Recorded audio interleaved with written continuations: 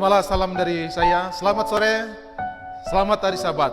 Tibalah kita pada sore Sabat ini pada acara yang sangat menarik, acara yang sangat membantu dalam kehidupan kepribadian kita, baik sebagai anak-anak muda, para orang tua di dalam menjalani akan kehidupan kita pada zaman ini.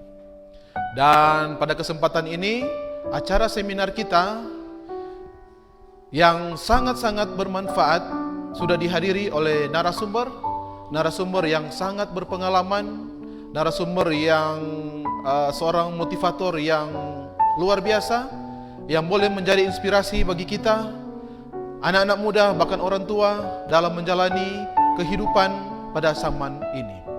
Dan kami perlu sampaikan bahwa pada acara seminar ini kami akan berikan kesempatan kepada para pemirsa, baik yang ada di studio ini maupun yang ada di rumah, untuk boleh mengikuti bahkan memberikan pertanyaan melalui kolom komentar, dan tim operator kami akan siap mencatatnya dan kami akan membacakannya sehingga pertanyaan bisa dijawab oleh narasumber kita. Oke, saya tidak akan berlama-lama bicara di sini. Langsung saja kami undang dengan hormat narasumber kita pada sore hari ini, Bapak Lexi Helman Weley selaku Direktur Sekolah Lanjutan Advent Tumpaso. Untuk kesempatan ini kami serahkan langsung kepada Direktur SLA. Selamat sore dari kampus Hijau SLA. Kami mengucapkan selamat sore.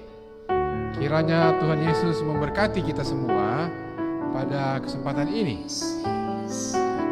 Kami sangat yakin dan sangat percaya bahwa apabila kita membuka diri menerima kasih karunia dari Yesus Kristus, maka kita dapat memperoleh berkat-berkat, terutama dalam perubahan akan kepribadian kita, menjadi selaras dengan tabiat dan karakter daripada Yesus Kristus. Pada sore hari ini, kami dimintakan oleh tim PA untuk membahas tentang satu materi yang berhubungan dengan personality development. Dan sebenarnya dalam perjalanan kehidupan saya, setelah kami menyelidiki, mendapatkan training dari Ikatan Pengembangan Kepribadian Indonesia, maka sebenarnya personality development ini ada di dalam Alkitab. Itulah sebabnya pada sore hari ini kami akan membawakan materi yang berhubungan dengan personality development di dalam Alkitab, atau pengembangan kepribadian yang ada di dalam Alkitab. Sekarang ini kalau kita bisa melihat bahwa banyak sekolah-sekolah kepribadian yang dibuat dan menawarkan akan pembelajaran, pelatihan-pelatihan sehubungan dengan pengembangan kepribadian. Dan biasanya pengembangan kepribadian ini dibayar cukup mahal. Dari sebuah pelatihan kepribadian yang cukup dikenal, mereka itu memberikan ataupun membebankan biaya pelatihan belasan juta hanya di dalam jangka waktu singkat. Nah, untuk itu, untuk tidak berlama-lama lagi, kami akan menyampaikan bahwa di dalam Alkitab itu ada pelatihan-pelatihan ataupun ada materi-materi yang sangat baik yang kita boleh lihat, yang kita boleh sama-sama pelajari dan kita praktekkan. Dan materi ini saya boleh sampaikan itu memberikan petunjuk kepada kita bagaimana kita boleh berkembang di dalam kepribadian kita. Nah, dari slides yang ada, maka kita akan melihat bahwa sudah disampaikan kepada kita bahwa kita harus sedapat mungkin untuk bisa memperbaiki akan kepribadian kita. Nah, kita akan melihat bagaimana alur skema pengembangan kepribadian. Jadi yang pertama adalah pengembangan pribadi, personal development. Kemudian kita masuk, setelah kita mengembangkan kepribadian kita, ada pengembangan profesional. Ada pengembangan profesional.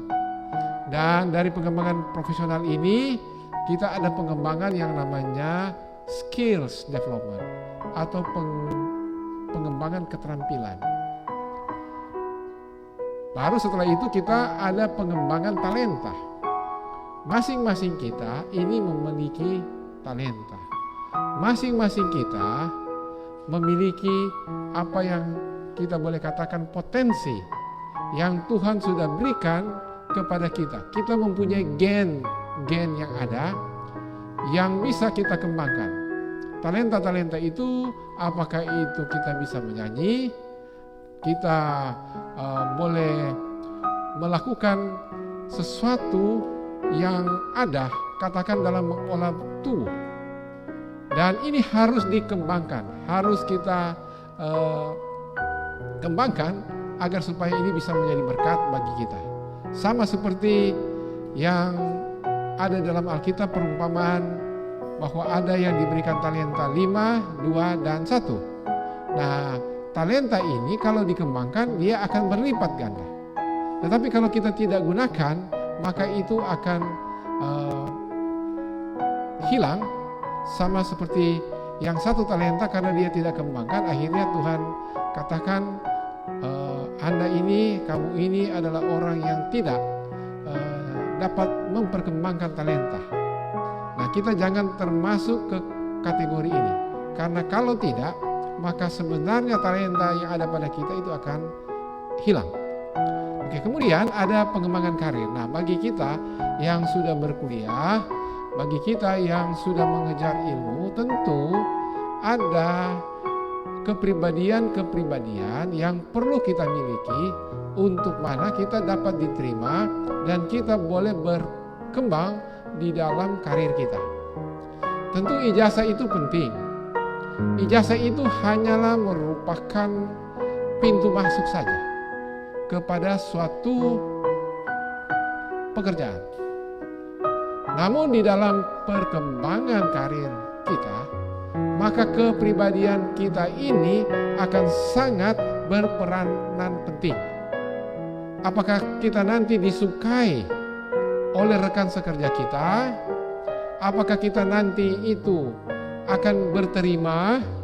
Apakah kita ini akan kelihatan profesional atau tidak profesional? Nah, pertama kita perlu lihat dulu bagaimana sikap istri kepada suami dan sebaliknya suami kepada istri. Dalam Efesus 5 ayatnya yang ke-22, hai istri, tunduklah kepada suamimu seperti kepada Tuhan. Kemudian ayat 23, karena suami adalah kepala istri, sama seperti Kristus adalah kepala jemaat. Dialah yang menyelamatkan tubuh. Jadi istri memang harus hormat, harus tunduk kepada suami. Sebaliknya, suami itu harus mengasihi akan istrinya.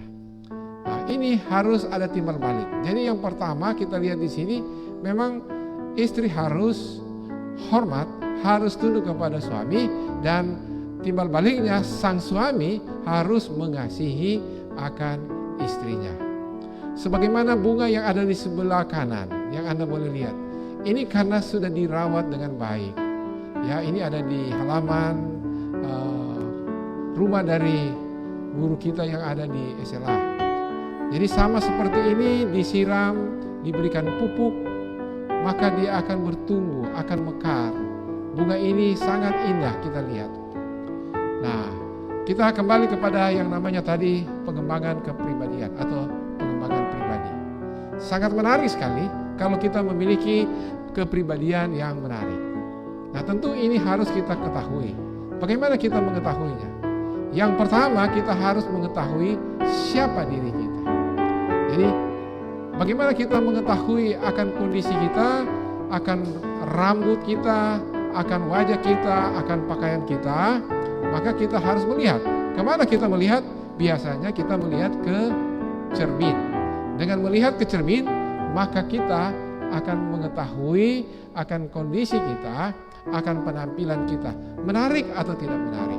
Itulah sebabnya di berbagai tempat kita, sebelum kita masuk, maka mereka itu menyediakan misalnya cermin, menyediakan kaca. Ataupun kalau kita masuk ke perkantoran-perkantoran, Anda akan selalu dapat menggunakan restroom yang ada.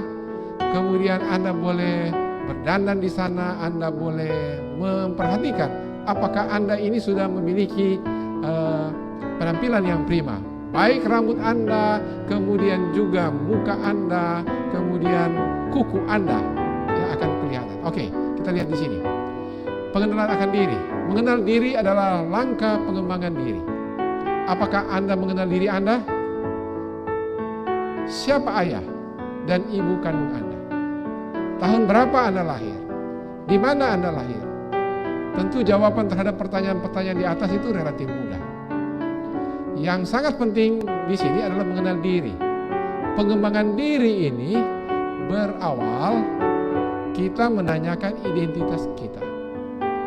Apa potensi-potensi yang tersimpan dalam diri kita? Dari mana kita muncul? Apa yang seharusnya kita tahu? Dan apa yang harus kita kerjakan?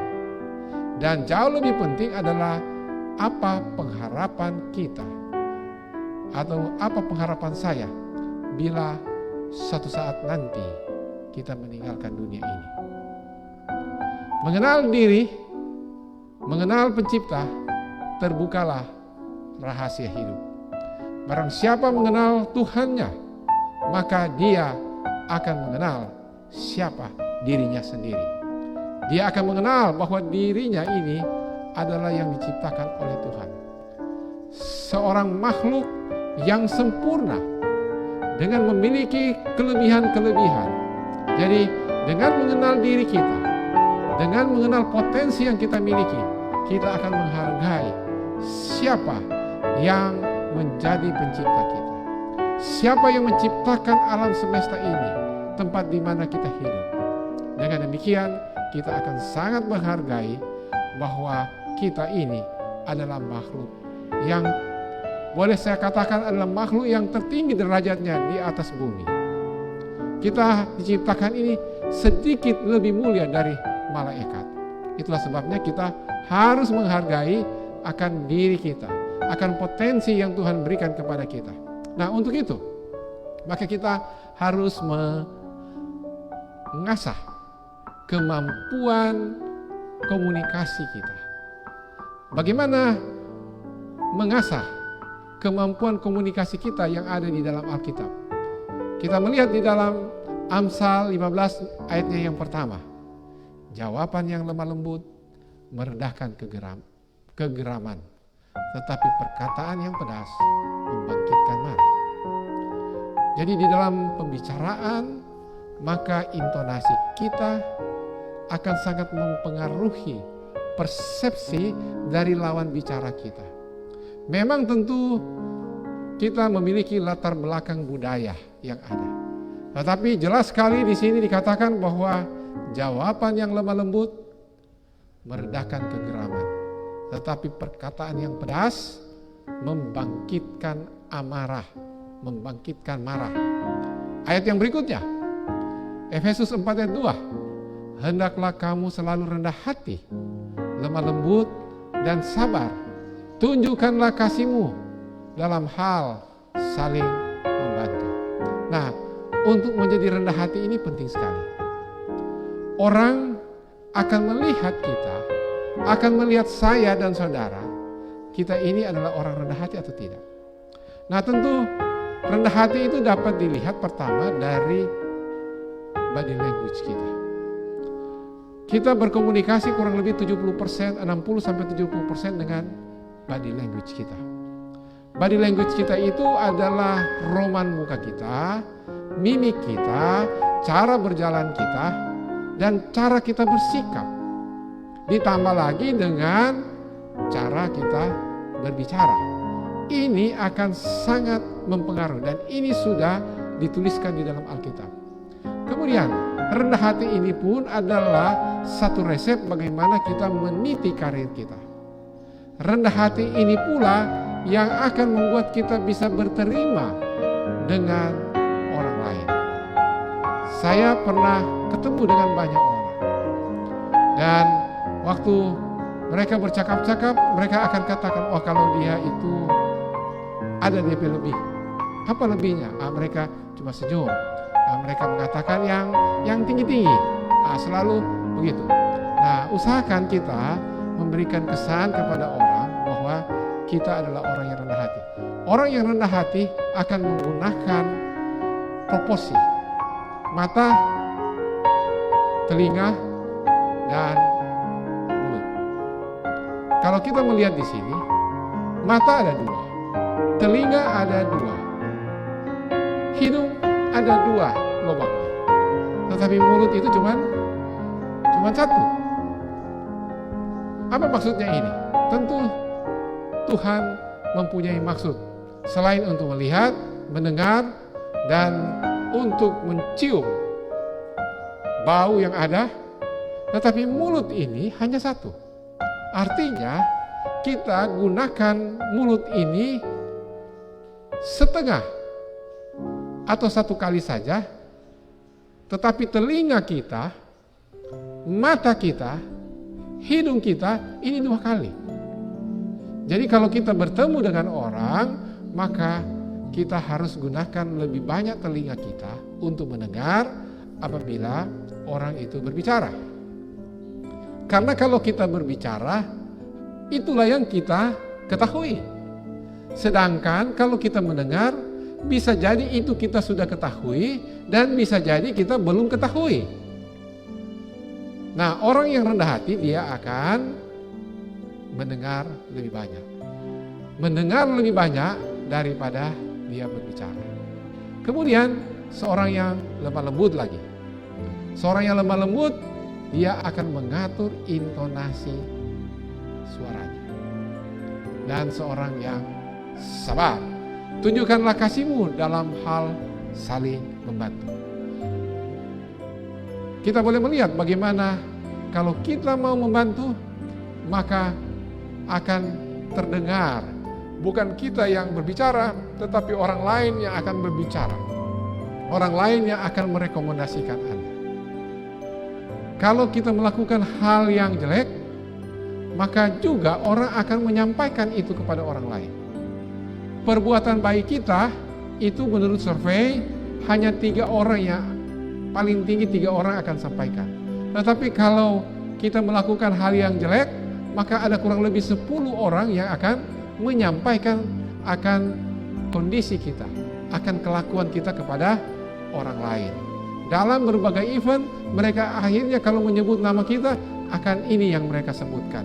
Lebih banyak yang biasanya mereka akan sebutkan hal yang berhubungan dengan kelemahan kita. Oke, walaupun kita juga tidak boleh untuk menyampaikan akan kelemahan orang lain. Ini prinsipnya. Pada waktu orang lain menceritakan kelemahan orang lain kepada kita, hati-hati. Kenapa hati-hati?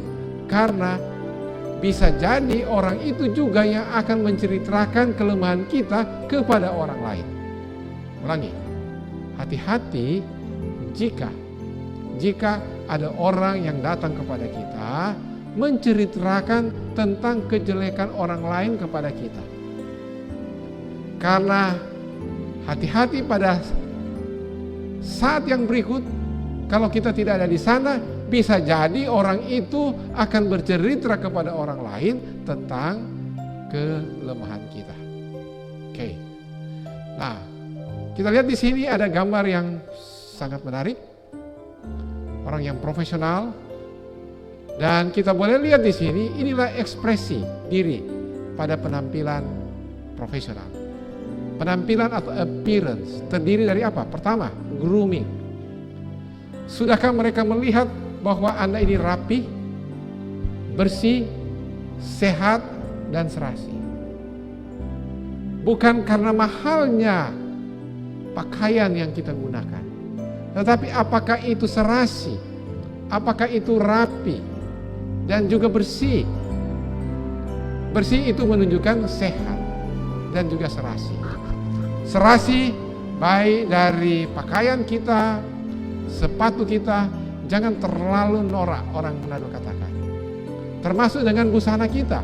Busana yang kita gunakan itu harus kita cocokkan dengan kita punya bentuk tubuh. Kalau kita memiliki bentuk tubuh yang agak besar, sebaiknya kita menggunakan pakaian-pakaian yang bergaris lurus ke bawah. Bergaris lurus ke bawah untuk supaya kita akan terlihat agak ramping. Kalau kita agak kurus badan kita, maka sebaiknya kita menggunakan pakaian yang bergaris mendatar. Ya, bergaris mendatar. Kalau kita kurus, kita bisa menggunakan pakaian yang bergaris mendatar. Kalaupun kita ini memiliki postur tubuh yang besar, usahakan untuk tidak menggunakan busana yang berkembang besar-besar. Karena kita akan tampak lebih besar lagi karena kita menggunakan busana yang dengan kembang-kembang yang besar. Kemudian postur tubuh, sikap tubuh, ini penting. Sebentar kita akan melihat postur tubuh, bagaimana kita berdiri, bagaimana kita duduk. Kita akan terlihat profesional apabila kita berdiri dengan baik. Jadi misalnya begini, kalau dia wanita, jangan dia membuka kakinya lebar-lebar.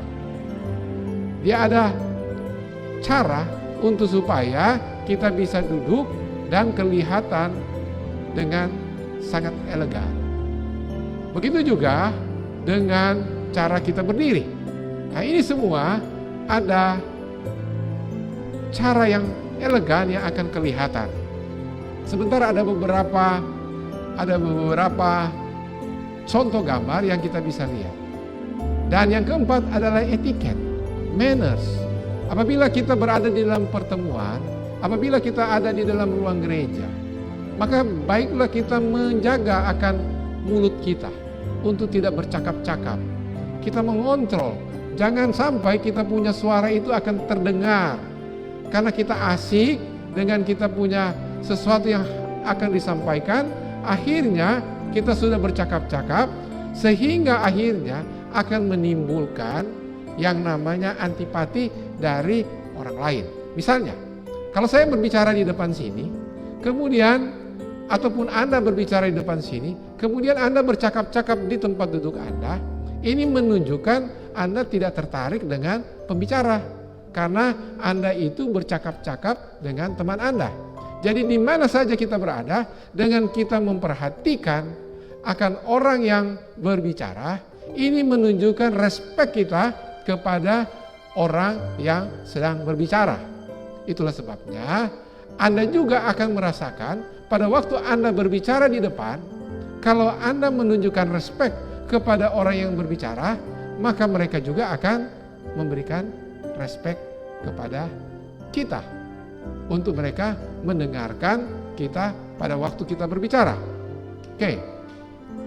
Tentu ada cakupan besar. Ini ada satu satu garis besar materi pengembangan pribadi. Termasuk dengan bagaimana kita memiliki etiket berkomunikasi, etiket bertegur sapa, berbahasa basi. Caranya tentu tergantung dari tingkat keakraban kita. Etiket berkenalan, diperkenalkan, memperkenalkan diri. Etiket percakapan berbicara. Etiket untuk bagaimana kartu nama itu kita berikan kepada orang lain. Etiket bertelepon.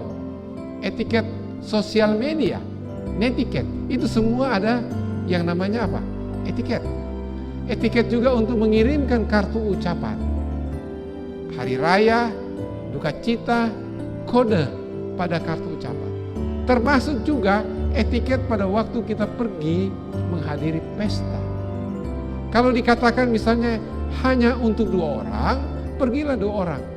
Jangan kita membawa misalnya 1 rombongan dari rumah.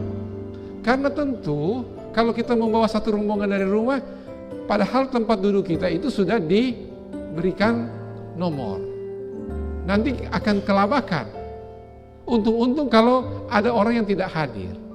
Tetapi kalau semua hadir, misalnya dikatakan begini, oh ini meja hanya khusus untuk 5 orang.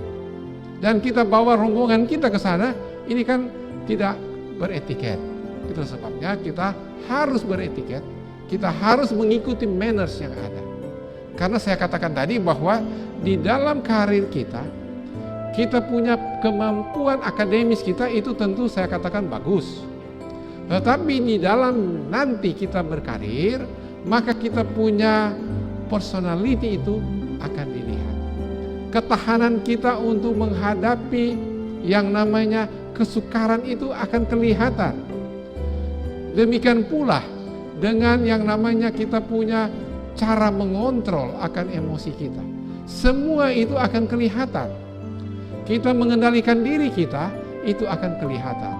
Nah, ini yang saya katakan cakupan di dalam pengembangan pribadi. Jadi tadi kan sudah saya sampaikan. Ini personality development. Kemudian ada personal development dan ada yang namanya professional development. Oke. Nah, kita lihat sekarang. Ini gambar dari seorang wanita yang tersenyum. Apakah menarik? Ya, wajahnya menarik. Kenapa? Karena dia boleh memberikan senyuman yang tulus. Nah, untuk bisa memberikan senyuman yang tulus tentu kita harus mengecek juga kita punya gigi. Apakah gigi kita ini ada yang perlu diperbaiki? Ya perlu diperbaiki. Ya, jangan sampai sudah kita tidak menyikat gigi lagi, dan selain itu pada waktu kita berbicara bau nafas kita, nah ini perlu kita cek semua.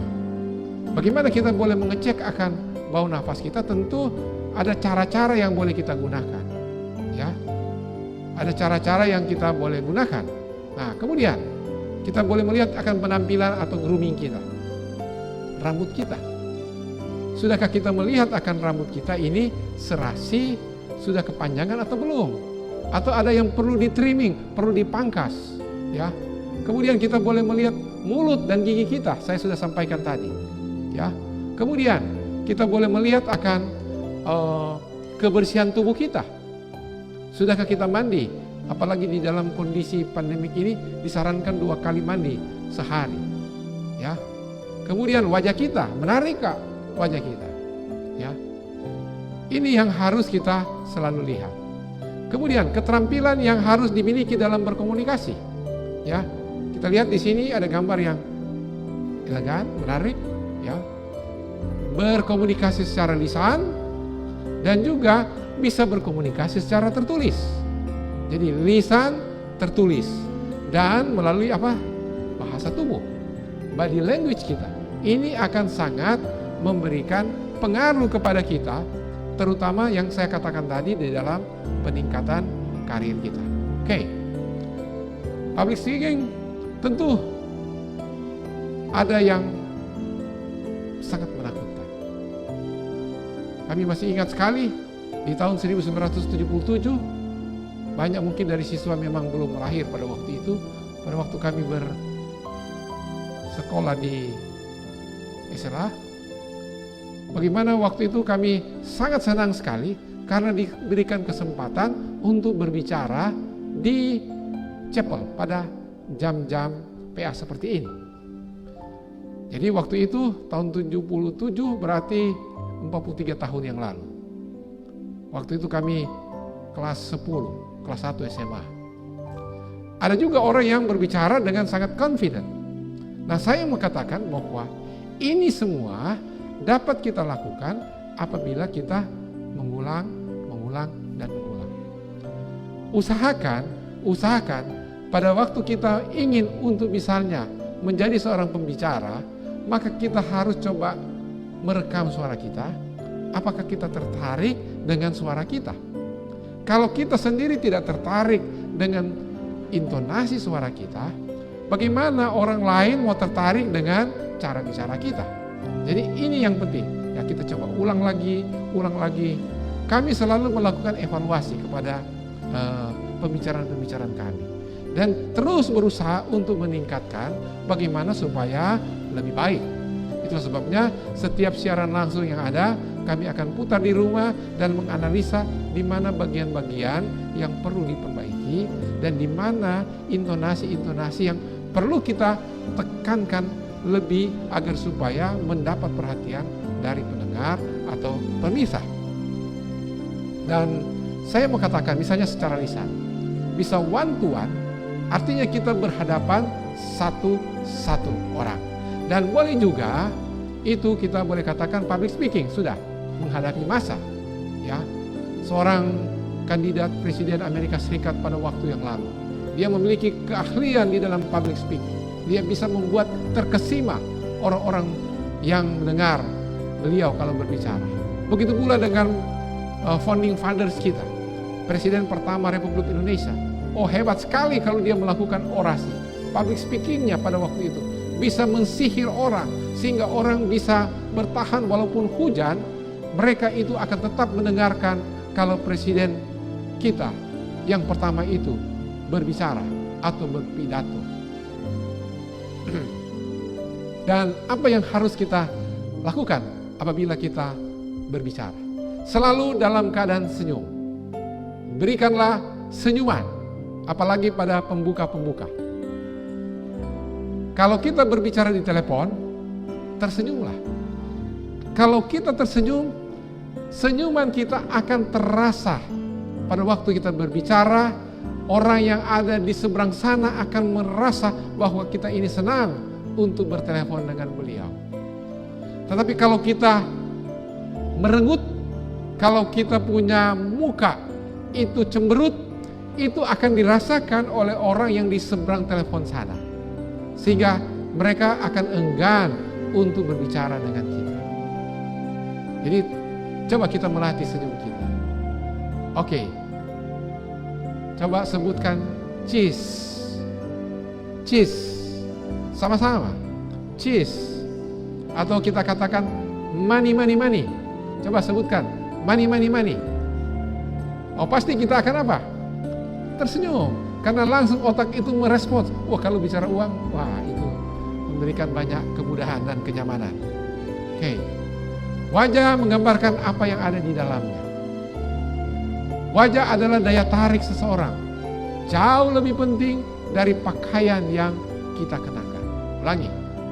Wajah adalah daya tarik seseorang dan itu jauh lebih penting daripada pakaian yang kita kenakan. Jadi jangan terlalu percaya diri kalau kita misalnya menggunakan, wah ini branded, bermerek, harganya 5 juta rupiah, harganya 10 juta rupiah.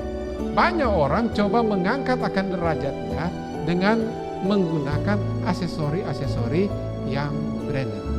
Itu tidak akan memberikan dampak selain kita punya apa? Kita punya wajah. Nah, pepatah Cina katakan begini, seorang tanpa wajah yang tersenyum tidak boleh buka toko. Ya, itulah sebabnya kalau kita ke toko-toko yang maju, mereka itu akan apa? Akan senyum, tersenyum. Ya, walaupun kita sudah bongkar balik akan pakaian-pakaian yang misalnya yang ada di toko tadi, oh mereka, wah terima kasih sudah berkunjung walaupun tidak beli.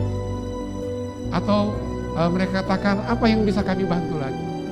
Walaupun dengan mungkin berat hati mereka harus melipat kembali pakaian yang kita sudah bongkar tadi. Mereka akan terima kasih sudah berkunjung ke toko kami. Lain kali datang lagi Bu ya. Lain kali datang lagi Pak ya. Lain kali datang lagi Nona ya. Nah, itu memberikan apa? Kesan yang apa? Kesan yang baik. Kalau kita merengut, kita cemberut karena sudah dibongkar pakaian kita, ya orang itu pasti akan enggan lagi untuk datang ke tempat kita. Coba lihat wajah dari seorang bayi di sini. Ini mahal sekali, ini baik. Nilai yang boleh kita katakan priceless, tidak terbayarkan, sangat mahal. Itulah senyuman seorang baik. Kalau kita tersenyum, maka orang akan ikut tersenyum dengan kita. Coba Anda cemberut. Kalau kita berada di lift atau 1 meter saja jarak dengan kita sudah harus menyapa. Berikan senyuman, dan otomatis itu akan berbalik kepada kita. Orang juga itu akan apa? Tersenyum kepada kita. Banyak kali kalau kita ada di lift, karena mungkin kita terlalu tergesa-gesa, kita stres, maka orang yang ada di dalam lift juga itu akan cemberut. Tetapi kalau kita memberikan senyuman, bisa jadi orang yang tadinya stres itu akan balik tersenyum kepada kita. Dan ini adalah cara-cara prospecting orang agar supaya mereka menyukai akan diri kita. Biasanya dalam dunia sales itu ada sales magic, di mana dalam jangka waktu 1 menit orang itu sudah akan tertarik, dan kalau boleh orang itu akan memberikan kartu namanya kepada kita. Nah, itu memang ada teknik-teknik tersendiri. Waktu sangat terbatas, jadi kami tidak dapat memberikan teknik-tekniknya kepada kita bagaimana supaya kita boleh langsung bertukar kartu nama di dalam 1 menit dan orang itu mengiyakan kalau kita melakukan pendekatan ataupun prospecting. Oke. Mengingat nama dan sebutkan dengan jelas. Jadi misalnya sebutkan, oh Mr. Tommy, Miss Toysha, kemudian Mr. Pearson, Ma'am Ollie, Ma'am Nonly, oh Mr. Regan. Nah, ini adalah nama yang sangat menarik, sangat senang didengar oleh orang lain. Kesuksesan dari Andrew Carnegie, Raja Baja di awal abad yang lalu, adalah mengingat dan menghormati nama kawan-kawannya dan rekan bisnisnya. Dan kita bisa lihat di sini, harus sebutkan dengan benar nama tersebut. Misalnya Mr. Jeffrey, Mr. Frolar, Ma'am Virginia. Nah, nama ini harus disebutkan dengan benar. Ingatlah, nama seseorang adalah hal yang paling mengesankan dan paling penting bagi orang itu dalam bahasa apapun. Kita boleh katakan, hello Bob, how are you Bob? Nice to meet you Bob. Oke, ini akan memberikan simpati, mengundang simpati orang kepada kita. Jadilah pendengar yang baik, seperti yang saya sudah sampaikan tadi di atas. Dalam berbicara, kita harus menjadi pendengar yang baik. Dorong orang lain untuk bicara tentang diri mereka. Jadi kita berposisi dengan bertanya. Bukan kita menceritakan diri kita, tetapi kita bertanya. Oh, Mr. Pearson asal dari mana? Oh, bekerja di mana? Tinggal di mana? Nah, ini akan membuat kita berada pada posisi kita akan disenangi orang lain. Dan sebenarnya dengan kita mengajukan pertanyaan, kita akan mengendalikan orang tadi. Ya. Kemudian orang akan sangat senang membicarakan tentang dirinya, membicarakan tentang keluarganya, membicarakan tentang bisnisnya, membicarakan tentang hobinya. Caranya adalah dengan apa? Mengajukan pertanyaan. Nah, ini penting sekali kita lakukan. Bicarakan minat orang lain, bukan bicarakan minat saya. Tetapi bicarakan, oh Bapak, waktu misalnya kita datang ke kantornya, kita melihat ada foto di sana, beliau itu misalnya mencantumkan atau memajang foto daripada keluarganya, ceritakan, tanyakan tentang keluarganya ada di mana saja. Oh pasti mereka akan ceritakan tentang mereka punya ini, mereka punya keluarga. Dia akan sebutkan anaknya ini, kerja di mana, tinggal di mana, dan apa yang hobinya. Kalau kita melihat di sana, Bapak itu memajang dia bersepeda, wah ceritakan sepeda itu model apa dan bagaimana. Nah, ini kira-kira yang boleh saya sampaikan di sini, dan saya berikan kesempatan kepada kita untuk bertanya. Kalau ada pertanyaan, kami serahkan kepada moderator atau host membawa acara untuk memberikan atau mengakomodasi pertanyaan. Boleh secara lisan ataupun secara tertulis. Silakan. Oke, pada kesempatan ini sudah ada pertanyaan yang masuk Dan tentunya kami akan bacakan dan narasumber siap untuk menjawabnya. Pertanyaannya seperti ini. Sejak kapan personality development ini dimulaikan? Jadi Survey akan memberikan jawaban dan tentunya kita akan mendengarkan bersama-sama. Dipersilakan. Oke, baik. Bahwa sejak kapan kita harus mengembangkan personality, kepribadian? Sejak dari rumah. Jadi orang tua adalah cermin bagaimana kepribadian itu ditularkan kepada anak-anak. Bagaimana kalau orang tua belum mengetahui? Nah, adalah tugas daripada orang tua untuk melakukan atau mempelajari itu, untuk memberikan contoh di dalam kepribadian. Karena kepribadian ini akan langgeng, akan selalu dilihat orang. Karena orang akan melihat kita, orang akan menyatakan bahwa kita ini memiliki kepribadian yang baik atau tidak. Jadi sejak kapan? Sejak dari rumah. Dan kalau kita sudah dewasa sekarang ini, dan kita perlu mengecek juga bagaimana kita punya kepribadian. Kalau boleh tanyakan kepada pasangan kita, kepada teman kita, kepada sahabat kita. Jadi saya mau katakan tidak ada kata terlambat. Selama hayat masih ada di kandung badan, kita boleh memperkembangkan akan kepribadian kita. Demikian. Oke, luar biasa ya jawaban yang sudah dibagikan. Dan ini masih ada beberapa pertanyaan yang sudah masuk di tangan kami. Langsung saja pertanyaan yang berikutnya. Bagaimana merubah saya yang biasanya kasar dalam berkata-kata? Wow, luar biasa ya pertanyaannya. Silakan Survey untuk menjawab. Nah, jadi untuk tahu kasar atau tidak, tentu perlu kita tanyakan kepada pasangan kita, kepada teman kita. Dan juga perlu kita cek bahwa kenapa kita dijauhi orang. Nah, memang mereka yang datang dari latar belakang misalnya nelayan. Mereka punya suara biasanya keras. Mereka punya suara itu lantang oleh karena mereka itu berhadapan dengan ombak yang menderu-deru. Itulah sebabnya kadangkala mereka itu berbicara dengan kasar. Dan kadangkala mungkin ada makian yang bisa digunakan untuk memanggil seseorang. Karena ada dari suku tertentu untuk dia menyapa, dia menggunakan kata-kata yang kalau kami di Manado ini katakan ini mungkin ini tidak baik. Tapi ya itulah cara. Namun bagaimana kita mengontrol, bagaimana kita punya perkataan itu dapat diterima secara umum, ya. Bagaimana dapat diterima secara umum? Kalau kita berbicara ini dan dapat diterima secara umum, itu artinya kita memiliki suara yang lemah lembut, karena itu akan kelihatan di dalam pergaulan kita.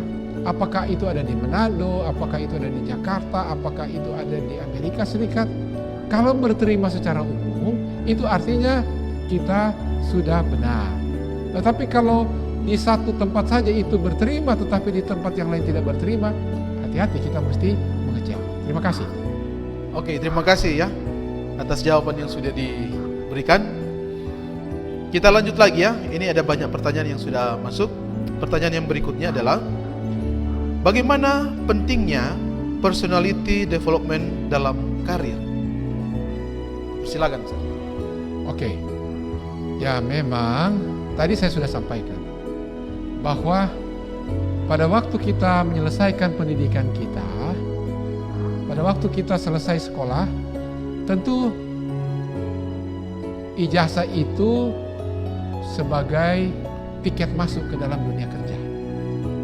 Namun pada waktu kita mau berkarir, penting sekali ini personality development. Mulai dari saya katakan tadi, kita punya grooming, kita punya appearance, kita punya penampilan, itu akan kelihatan. Itulah sebabnya kadangkala saya sudah katakan tadi, ada di bangunan-bangunan tertentu. Biasanya kita boleh langsung ke toilet dulu. Kita ke restroom di sana, kita mencuci muka kita. Kita kalau wanita mungkin kita memperbaiki akan bedak kita ataupun lipstik kita, dan kita melihat bagaimana kita tertarik Kak dengan penampilan kita. Mungkin kita perlu membetulkan dasi kita. Kita mungkin perlu juga melihat sepatu kita. Kita mungkin juga boleh melihat kuku-kuku kita, apakah itu panjang ataupun hal-hal yang lain yang akan mengurangi kredit kita kepada mereka yang akan menerima kita atau ke tempat di mana kita akan diwawancara misalnya. Dan juga waktu kita sudah diterima misalnya, penting sekali kita untuk mengembangkan kita punya kepribadian ini dengan ramah tamah, menolong orang lain, sifat sebagai seorang Kristen, maka ini kita akan mendapatkan simpati dari orang yang ada. Dan kalau kita sudah bekerja, kita juga mesti proaktif untuk bekerja. Kita juga harus disiplin, karena disiplin itu bagian dari personality. Proaktif itu bagian dari personality kita. Dan kalau mereka melihat bahwa kita boleh mengerjakan dengan baik, maka tentu bos akan melihat bahwa kita ini ada orang yang bagus, hebat, dan juga terkandung di dalamnya personality yang baik adalah orang yang berintegritas, orang yang jujur. Terima kasih. Oke, terima kasih ya. Bagaimana anak muda yang sudah bertanya atas jawaban yang sudah diberikan? Sangat puas ya. Luar biasa jawaban yang sudah dibagikan oleh Sir Welly. Dan ini ada lagi yang masuk pertanyaan. Mana lebih penting, Sir? Belajar doktrin dibandingkan dengan personality? Silakan, Sir. Jadi, ulangi pertanyaan yang bagus sekali. Mana katanya yang lebih penting? Kita belajar doktrin dibandingkan dengan personality. Oke. Mana yang lebih penting? Kita belajar doktrin dan belajar personality. Dua-duanya penting. Dua-duanya penting. Kita belajar doktrin sambil juga kita memperbaiki akan personality kita, memperbaiki tabiat kita. Karena kalau kita coba belajar doktrin tetapi kita tidak berterima karena kita kasar, maka itu akan menimbulkan antipati. Yang kita akan bawa ke dalam kerjaan surga adalah apa? Kita punya tabiat. Nah, seorang yang sudah menerima Yesus sebagai juru selamat pribadi, tentu dia juga harus memiliki karakter, memiliki kepribadian yang baik, agar supaya kepribadian ini jangan sampai menjadi penghalang dari orang lain yang mau belajar doktrin, sehingga akhirnya menimbulkan antipati dan mereka tidak akan belajar lagi itu doktrin. Jadi ini tentu berjalan bersama-sama. Belajar doktrin agama itu penting, tapi saya katakan juga belajar kepribadian itu penting. Maka itu harus berjalan bersama-sama agar kita dapat berterima. Demikian. Oke, luar biasa ya jawabannya. Ternyata personality dan doktrin juga itu sangat-sangat penting. Bukan hanya satu yang penting, tapi kedua-duanya sangat penting. Mudah-mudahan seorang anak muda yang bertanya ini bisa memahami, dan pemirsa yang mendengarnya, kita semua juga bisa memahami akan jawaban-jawaban yang sudah dibagikan tadi.